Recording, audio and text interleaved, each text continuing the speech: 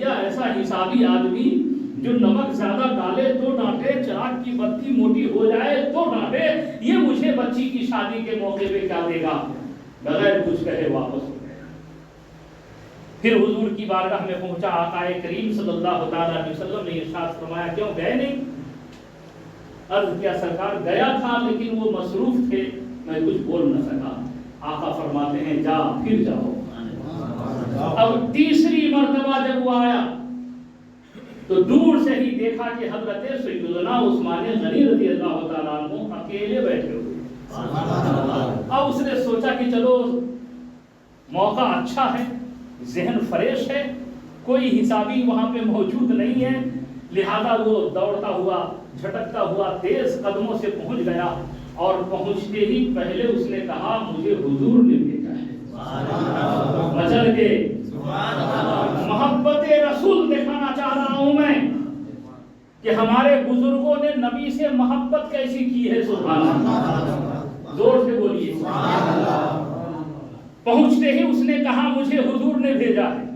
حضور کا نام سنتے ہی حضرت عثمان غنی کھڑے ہو گئے، کہا ہاں بتائیے، اس سے پہلے بھی آپ کو دیکھا، آپ دور ہی سے واپس ہو گئے، 2 مرتبہ واپس ہو گئے، کیوں آئے تھے؟ اب ان کے ذہن میں وہ پرانی باتیں گردش کر رہی تھی کہ نمک کی کنکری زیادہ ہونے پہ ڈانٹتا ہے، چراغ کی بتی موٹی ہونے پہ حساب لکھا ہے، بولوں نہ بولوں، لیکن وہ بار بار کہہ رہے تھے بولیے کیسے آنا ہوا؟ تو جھجکتے ہوئے آخر بول ہی دیا کہ حضور نے مجھے بھیجا ہے۔ کہا حضور نے بھیجا ہے، میں سمجھ گیا، کیوں آئے ہیں؟ کہا میرے بچی کی شادی ہے، حضور نے مجھے بھیجا ہے۔ اتنا سنا، ہاتھ پکڑا، کہا اے سائل میرے ساتھ آئیے۔ گھر میں لے گئے،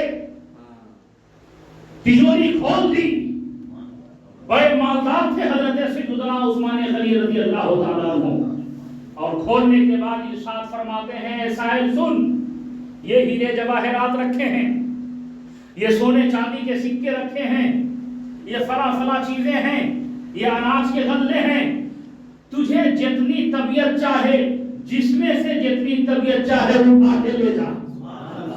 اتنا کہنا تھا، وہ حیرت زدہ ہو کر کے منہ دیکھنے لگا۔ حضرت عثمان غنی نے چہرے کو دیکھا اور پہچان گئے کہ اس کے دل میں کیا گزر رہی ہے، اس کے دل پہ کیا بیت رہی ہے، اس لیے کہ حضرت عثمان غنی کی بارگاہ ہے، اللہ اکبر، بغیر کہے ہوئے دل کی کیفیت کو آپ نے جان لیا۔ دلوں کی بات نگاہوں کے درمیان پہنچی، کہاں چراغ جلا روشنی کہاں پہنچی۔ آپ سمجھ گئے۔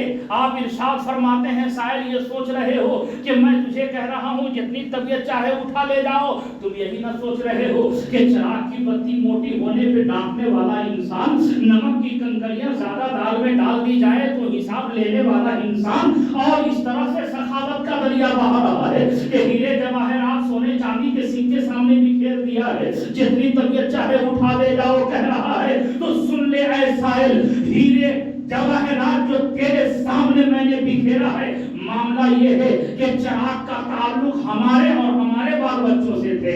تو سنو، ہم اپنی ضرورت کے لیے ضرورت سے زیادہ استعمال کرنے کو درست نہیں سمجھتے، لیکن معاملہ تیرا یہ ہے کہ تجھے کسی اور نے نہیں، رسول خدا نے بھیجا ہے، مالک و مختار نے بھیجا ہے، آمنہ کے لال نے بھیجا ہے، حبیب کردگار نے بھیجا ہے، ارے اس نبی نے بھیجا ہے جن کے صدقے میں اللہ نے عثمان کو زندگی عطا فرمائی ہے۔ ہم کون ہوتے ہیں رکاوٹ بننے والے؟ میرے جان مال سب کے مالک ہے رسول اللہ صلی اللہ علیہ وسلم۔